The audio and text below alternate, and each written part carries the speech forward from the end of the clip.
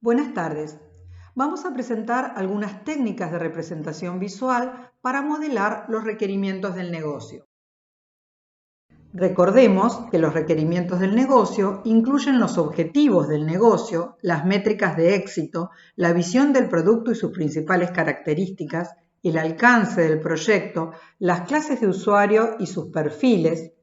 Forman parte de los requerimientos del sistema y están íntimamente ligados a los requerimientos del proyecto establecidos por el administrador en el plan del proyecto.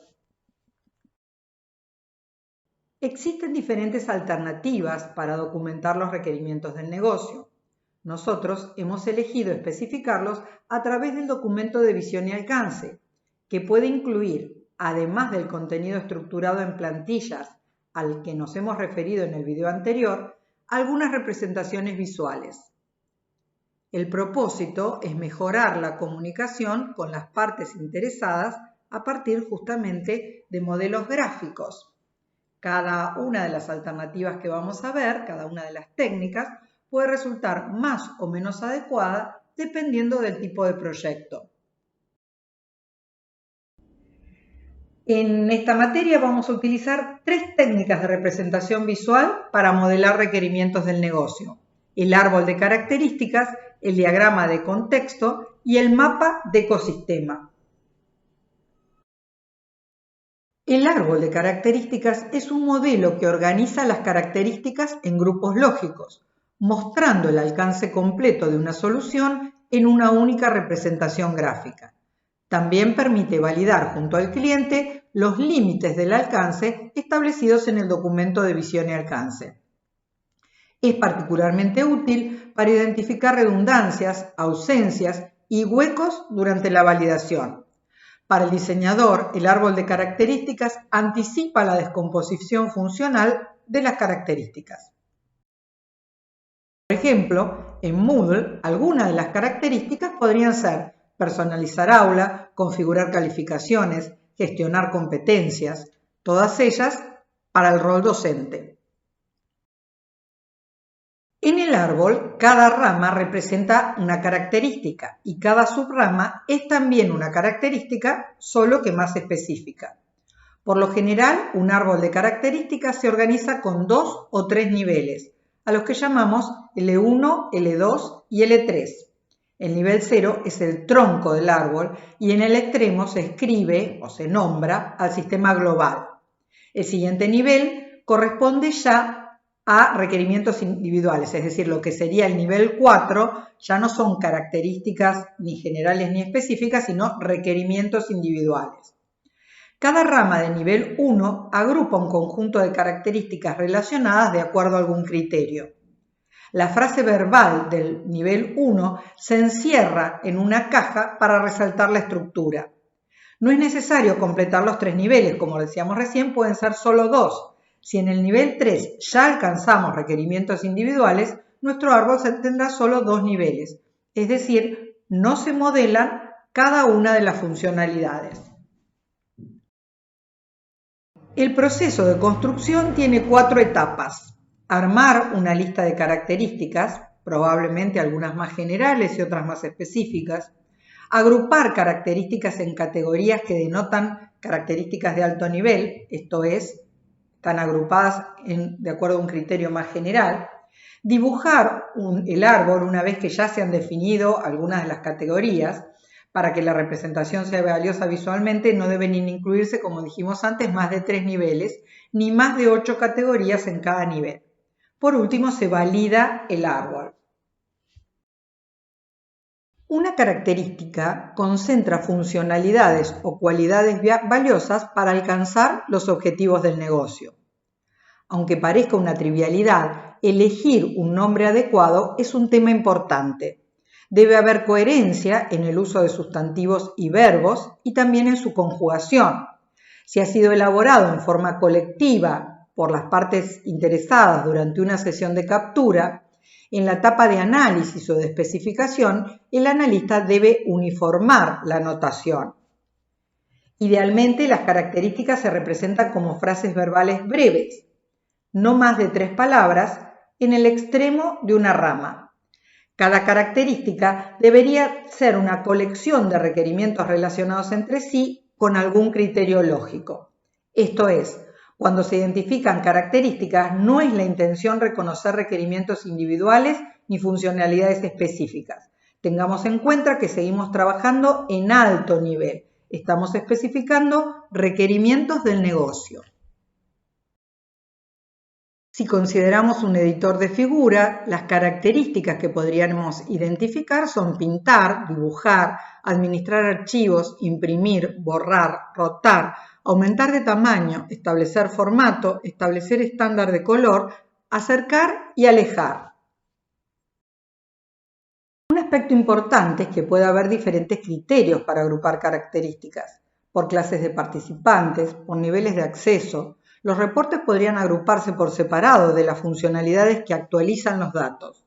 El analista debe seleccionar el criterio para agrupar, separar las características por niveles de especificidad, de acuerdo al criterio elegido, algunas serán más generales y otras más específicas, identificar aquellas características específicas que no tienen padre, no corresponden a ninguna de las características generales identificadas, identificar características generales que no tienen hijos, por ejemplo, del nivel 1 sin que haya hijos en el nivel 2, o del nivel 2 sin que haya nivel 3, cuando en realidad esperamos poder elaborarlo.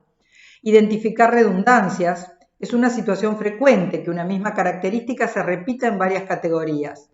Podemos agrupar las que son redundantes en una nueva categoría o elegir en cuál de las ya identificadas tiene más relevancia. Tenemos que decidir también la cantidad de niveles y el nivel de granularidad, el nivel de detalle con el que vamos a modelar las características. Al retomar el editor de figura y al agrupar las características, es probable que notemos que alguna de las características generales es en realidad una categoría dentro de la cual pueden agruparse otras. En este caso, la categoría más general es la que nombra a esa categoría.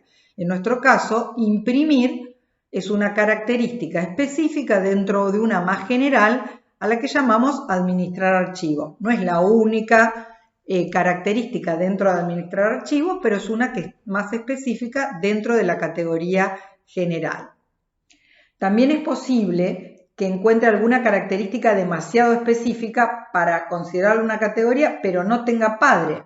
Es probable que aún falte identificar alguna más general. Por ejemplo, rotar es muy específica y no sabríamos a cuál asociarla. Acercar y alejar son específicas y es probable que pertenezcan ambas a una categoría más general que aún no hemos definido. Avanzamos un poco más en el ejemplo y agrupamos entonces características específicas en otras más generales, en este caso en dos niveles. Administrar archivos es una característica general y dentro de ellas están nuevo, abrir, guardar e imprimir. Podríamos ser más explícitos y decir abrir archivo, guardar archivo, imprimir archivo, de modo tal que quedan expresadas como una frase verbal. Observen que nuevo archivo no sería una frase verbal, pero estamos utilizando nuevo porque es la nomenclatura estándar. Otra característica general sería formas y tenemos rotar y escalar. Para transformarla en una frase verbal deberíamos decir rotar forma, escalar forma. Hemos incluido una característica que no estaba en la lista inicial, pero para generalizar, acercar y alejar. Esta característica es zoom, y acercar y alejar podrían transformarse en frases verbales si decimos acercar imagen, alejar imagen. Una alternativa es agrupar características de acuerdo a los objetivos del negocio. Otra posibilidad es agruparlas por subproyectos o entregables. Otra posibilidad es agrupar las características por roles o clases de usuarios. En el ejemplo de la casa inteligente podrían agruparse todas las características que tienen que ver con la climatización de la casa y ellas corresponderían a la primera entrega, al primer subproyecto, la programación, monitoreo, control de la climatización a través de una interfase simple y accesible y tolerante a fallas. En la segunda entrega se agruparían las características de programación de la iluminación, monitoreo de la iluminación, control de la iluminación, nuevamente a través de una interfase simple y accesible, tolerante a fallas. Observemos que no se tratan de las mismas características en cada entrega. Cuando hablamos de programación, estamos hablando de programación de la climatización y de la iluminación. Los atributos de calidad se están repitiendo y al dibujar el árbol podemos dedicar una rama completa a estas cualidades valiosas para el usuario sin estar indicando que se refieren a cada uno de los aspectos: climatización, iluminación, riego y demás.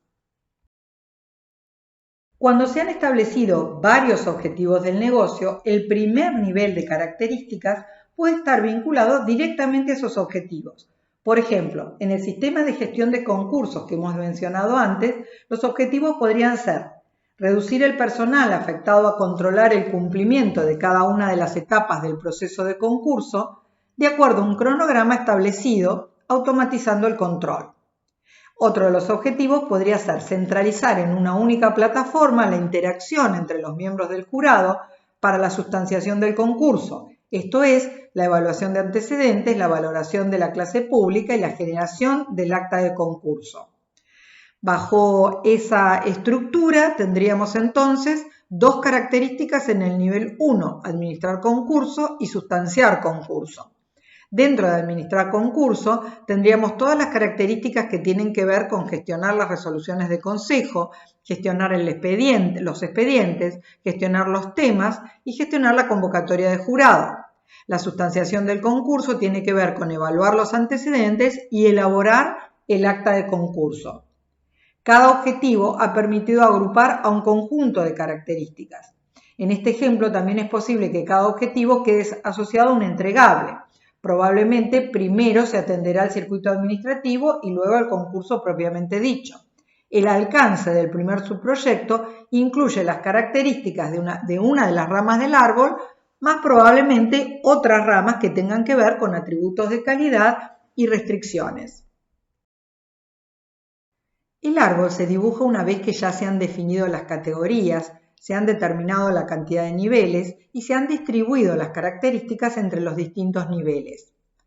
Al analizar el balance puede ocurrir que algunas ramas estén más cargadas que otras. Puede ser porque haya requerimientos ausentes o porque efectivamente algunas características deban ser desarrolladas con mayor detalle. Es importante mantener el mismo nivel de granularidad. Si se ha construido cada rama con una clase diferente de usuarios, algunos pueden notar que avanzaron hasta un nivel de detalle mayor que otras de las clases de usuarios. Como todo árbol, es posible construirlo también desde el tronco hacia las ramas inferiores. Quizás los usuarios identifiquen primero las características más generales y luego avancen hasta un nivel de detalle más fino. Es importante considerar que se trata de un proceso dinámico. Se pueden agregar características luego de que ya se las ha agrupado y también es posible reagrupar y definir nuevas categorías. Vamos a dibujar ahora el árbol de características del editor de figuras. Observen que no habíamos agrupado todas las características, habíamos mostrado parcialmente cómo agrupar algunas de las características de la lista. El tronco, como mencionamos antes, va a estar rotulado en un extremo con el nombre del producto. Tenemos tres características generales en el nivel 1, edición, herramienta y archivo. En edición agrupa las características cortar, copiar y pegar. Herramientas agrupa a tarro, lápiz, goma y pincel. Archivo a las 4 características que ya habíamos mencionado en la lista. Tenemos otras 4 características de nivel 1, estándares, formatos, zoom y formas. Cada una de ellas agrupa a otras 2 características específicas. Al validar el alcance a través del árbol, podemos notar que algunas ramas están poco pobladas y otras están superpobladas. Las partes interesadas pueden identificar también que hay algunas ausencias, algunos huecos. Si una rama poco poblada pertenece a una clase de usuario, esta clase de usuario puede visualizar la densidad de otras ramas y así descubrir sus ausencias.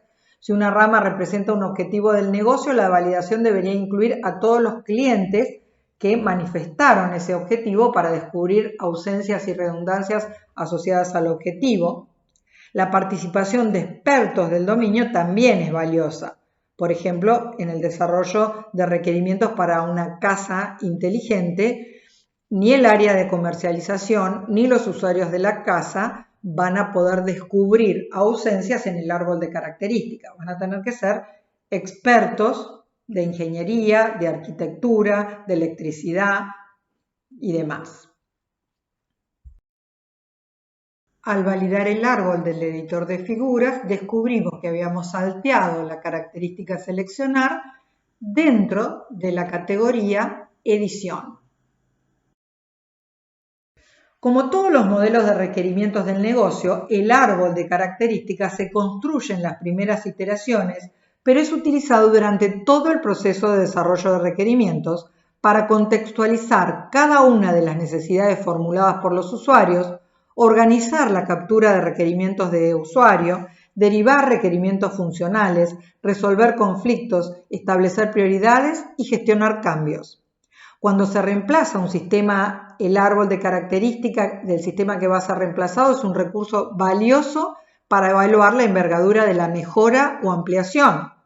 Cuando el proyecto es complejo y el equipo de desarrollo es muy numeroso, el árbol de características es una herramienta útil para distribuir el trabajo.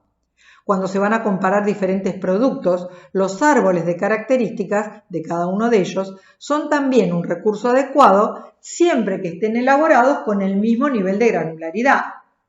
Cada equipo de desarrollo debe consensuar el nivel de granularidad del árbol. Si se adopta una granularidad muy fina, la captura de características va a demandar un tiempo considerable. Si se trabaja solo con 2 niveles, cada rama tendrá pocas características. La utilidad será menor en el momento de resolver conflictos o gestionar cambios. La construcción de árboles de características es una actividad interesante para adquirir destrezas en el proceso de abstracción y en la construcción de modelos. Podrían armar un árbol de características de las plataformas de videoconferencia que se están utilizando actualmente o algunos de los otros productos que se han popularizado durante la cuarentena. También es posible que aprovechen para realizar algunas entrevistas informales con docentes, con no docentes y elaboren un árbol de características de G3W, la plataforma que están utilizando actualmente ustedes como alumnos y nosotros como docentes para registrar actas de cursado, actas de examen. Ustedes se inscriben a cursados, se inscriben a finales a través de esta herramienta.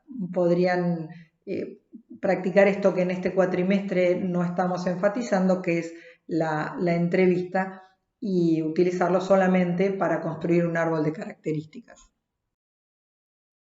Un diagrama de contexto es una representación visual que muestra al sistema y las principales entradas y salidas que intercambia con las entidades que interactúan con él dentro de su entorno. Permite visualizar el alcance del proyecto, sus límites y las conexiones entre el sistema y las entidades del entorno. El objetivo no es entonces describir al producto, de hecho no se modela ninguna de sus características internas, sino el flujo de datos y los ítems físicos que intercambia con los actores o entidades de su entorno. El sistema completo se modela como un proceso único, con un círculo que puede involucrar software, hardware y personas que realizan tareas manuales dentro del sistema. Los rectángulos etiquetados representan actores o entidades externas, pueden ser usuarios, clases de usuarios, grupos, organizaciones, sistemas de base de datos o dispositivos de hardware.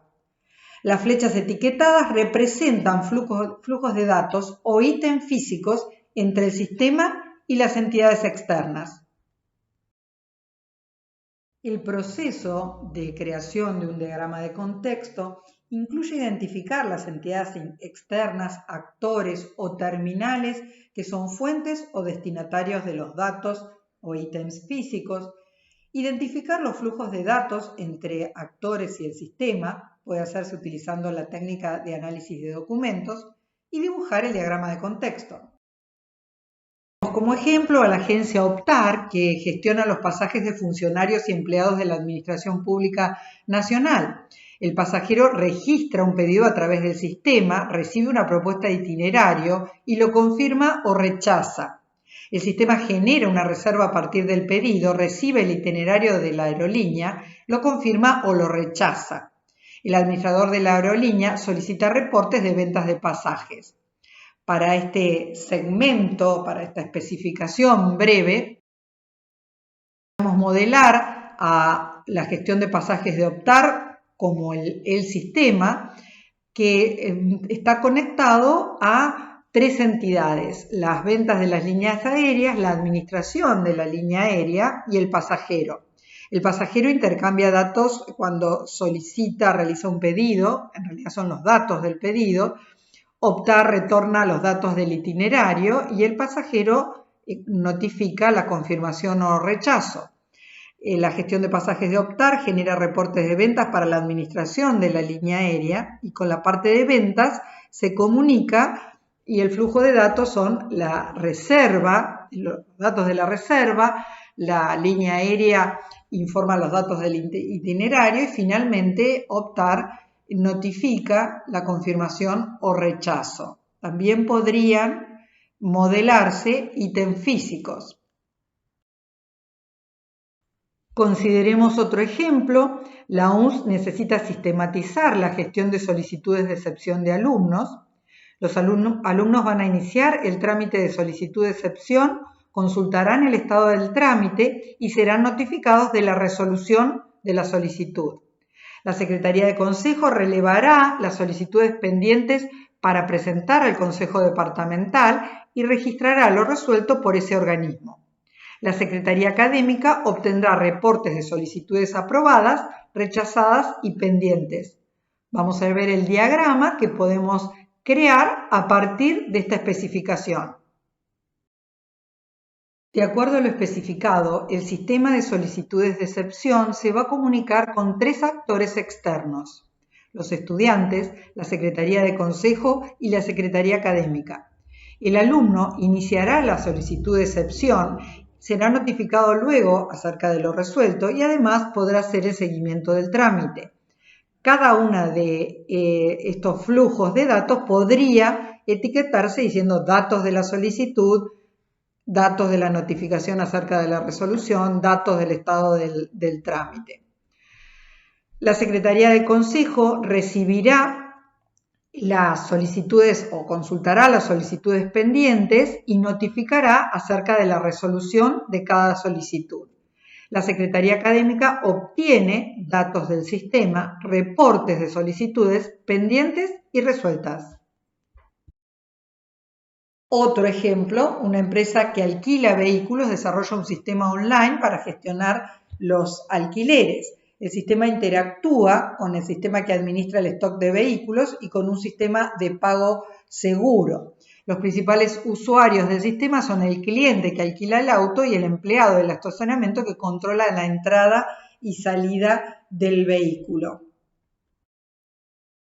El sistema de alquiler de autos online interactúa con el cliente que consulta el catálogo, completa un formulario y recibe un comprobante.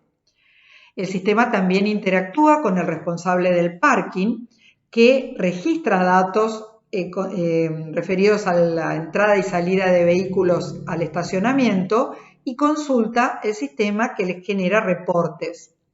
El sistema también genera información para el sistema de administración de vehículos, que probablemente sea una base de datos que muestra el catálogo. Este sistema también va a ser accedido desde otras aplicaciones, por ejemplo, la aplicación que utiliza el empleado del mostrador que alquila autos en el aeropuerto o en las instalaciones centrales de la empresa. El sistema de alquiler de vehículos interactúa también con el sistema de pago con tarjeta de crédito. El sistema de alquiler de vehículos va a solicitar autorización y el sistema de pago con tarjetas de crédito va a notificar acerca de la autorización o rechazo del pago con tarjeta. También se pueden utilizar distintos tipos de dibujo para representar a los actores externos. Se pueden usar óvalos, figuras de línea, imágenes, autoformas o cualquier otra representación que brinde un significado que mejore la comprensión del diagrama. Se utiliza nuevamente, marcamos, para establecer los límites entre el sistema a modelar y su entorno. Qué cosas están dentro y fuera del sistema que se está modelando y cuál es la relación entre el sistema con estas entidades externas. El diagrama de contexto modela las entidades externas o terminales y el flujo de datos o ítems físicos entre estas terminales y el sistema. Puede incluir también a los procesos manuales y a los actores que los realizan. En el caso del alquiler de autos, podría modelarse la devolución física de la llave del auto, considerando que el sistema no es solamente el software. Los detalles de los datos y procesos no son visibles. También se lo llama diagrama de flujo de datos nivel 0, porque es el nivel más alto dentro de los diagramas de flujos de datos desarrollados de acuerdo a los principios del análisis estructurado.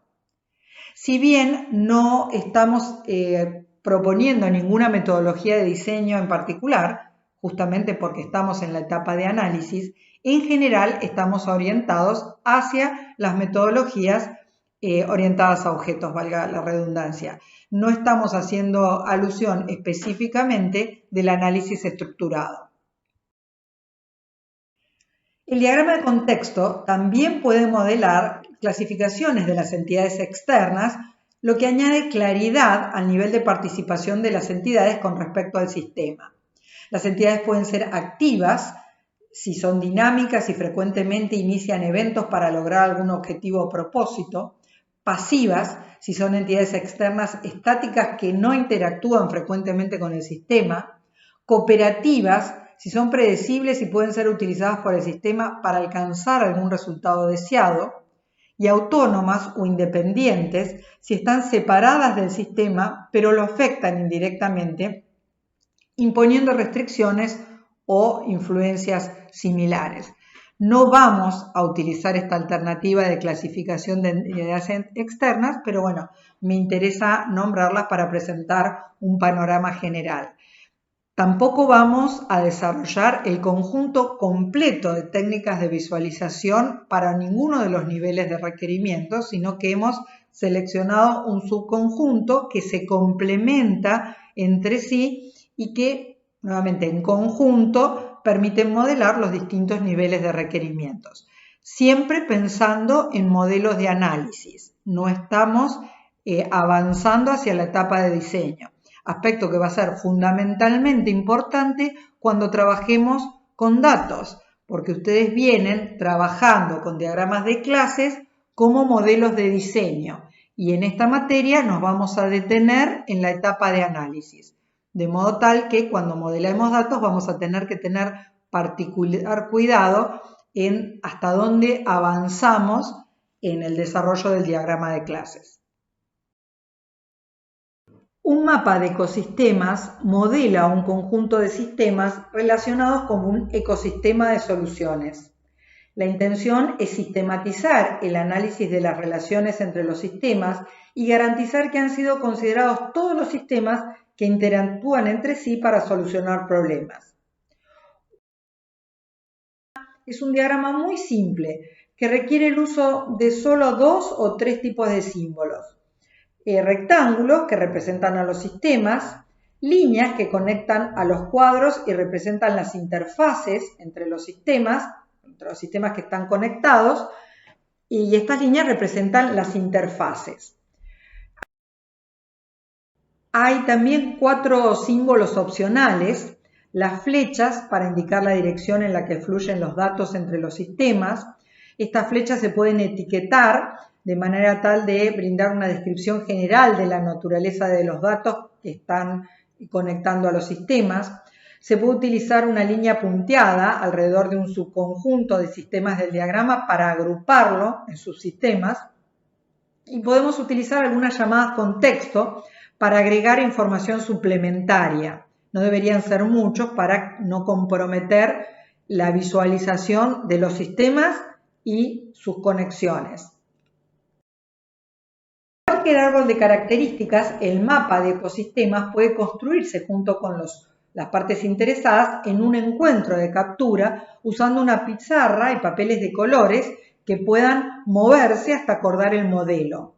Las herramientas específicas para administrar requerimientos brindan funcionalidades para construir diferentes tipos de diagramas, entre ellos el mapa de ecosistemas, e integrarlos a la documentación, en este caso el documento de visión y alcance. También es posible utilizar una herramienta de diagramado general y luego insertar el mapa en el documento de visión y alcance construido con otra herramienta. Como toda representación visual, es valiosa para tener una visión global, pero debe complementarse con especificaciones que describan los detalles, probablemente usando una plantilla que brinde uniformidad a la documentación de interfaces entre sistemas. Probablemente esto se haga en otra etapa, no al capturar requerimientos del negocio.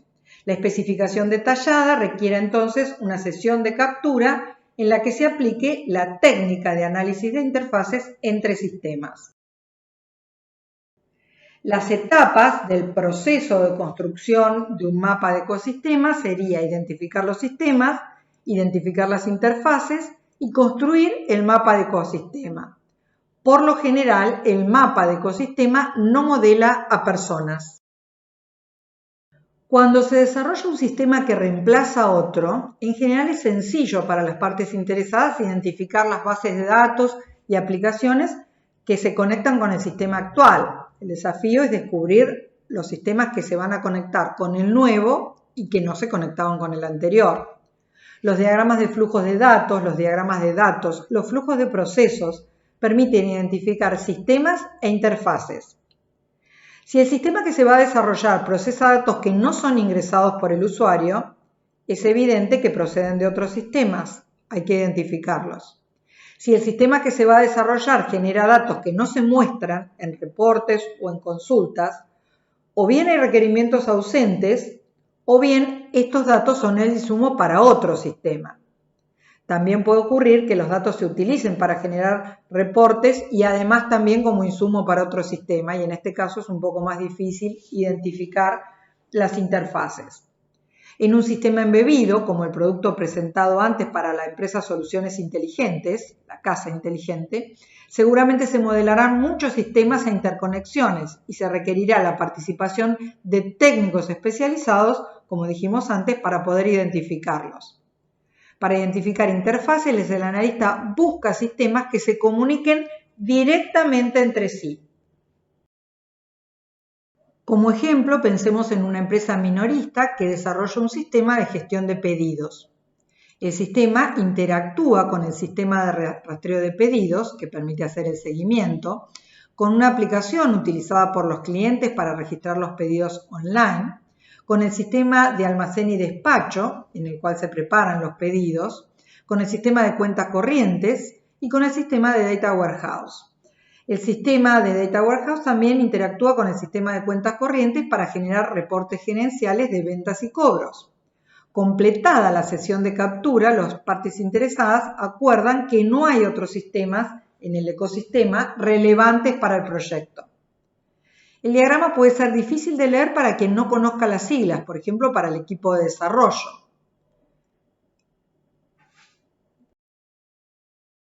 Por lo tanto, durante la etapa de análisis y especificación, el analista elabora un nuevo mapa de ecosistema ahora más detallado, utilizando símbolos opcionales que le dan mayor claridad. Fíjense que está diciendo que a través de un comentario que se va a mantener información histórica de pedidos. Las flechas indican hacia dónde fluyen los datos y también hay etiquetas que describen globalmente ese flujo de datos. Hay dos sistemas que están agrupados en un cuadro punteado, indicando que ambos constituyen un mismo circuito. El sistema de rastreo de pedidos probablemente obtenga información de la aplicación online, pero como lo hace indirectamente a través del sistema de gestión de pedidos, no dibujamos esa interfase. Al validar el mapa, es probable que las partes interesadas descubran componentes nuevas que haya que agregar. Por ejemplo, podría haber un sistema de servicios de fraudes que tenga que ver con la gestión de pedidos y las cuentas corrientes. Cuando la cantidad de sistemas relacionados es muy grande, es fundamental subdividir y utilizar estos recuadros punteados, etiquetarlos también de alguna manera para que visualmente siga siendo una herramienta valiosa. Y cuando lo que se hace es descomponer el mapa de ecosistema en varios mapas parciales, es probable que haya alguna redundancia, pero el objetivo, volvemos a repetir, tiene que ver con mantener el valor de la visualización. El mapa de ecosistema, desarrollado como parte de requerimientos del negocio, va a permitir capturar y especificar los flujos de procesos y las partes interesadas que no van a ser usuarios directos del sistema, pero sí van a usar los sistemas con los que interactúa y por lo tanto tienen requerimientos para las interfaces. Esto es muy importante. Es probable que cuando armemos la lista de partes interesadas, salteemos a los usuarios indirectos, a los que usan los sistemas con los que interactúa el nuevo producto.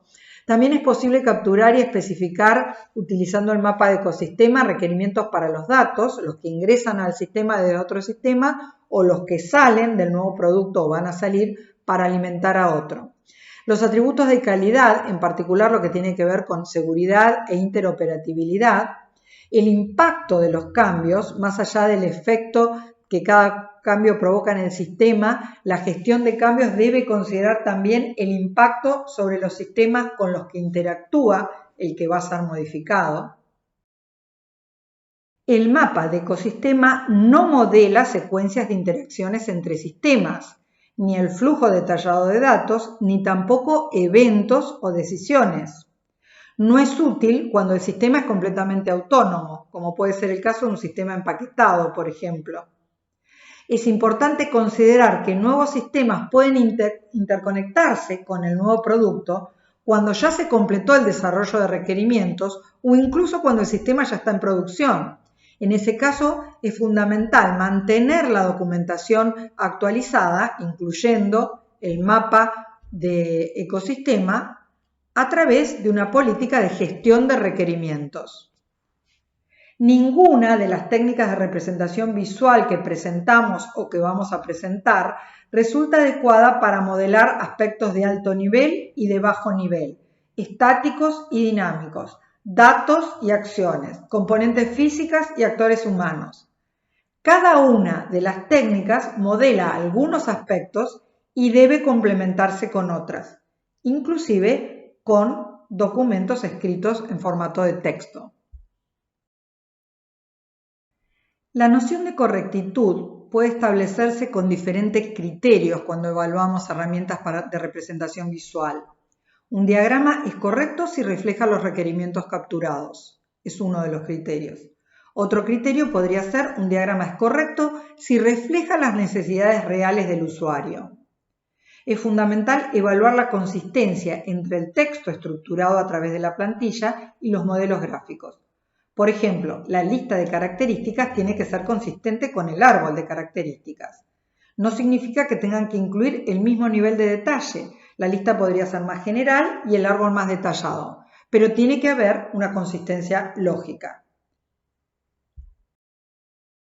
Nuevamente, la noción de utilidad puede evaluarse con distintos criterios. Podemos decir que un diagrama es útil si permite validar los requerimientos expresados por los clientes y usuarios, identificar ausencias, malentendidos, premisas erróneas. Fundamentalmente, notar que el cliente no se expresó adecuadamente. También podemos considerar que un diagrama es útil si permite visualizar los requerimientos especificados por el analista e identificar si interpretó correctamente las necesidades del cliente u omitió o malinterpretó algunas de sus expresiones.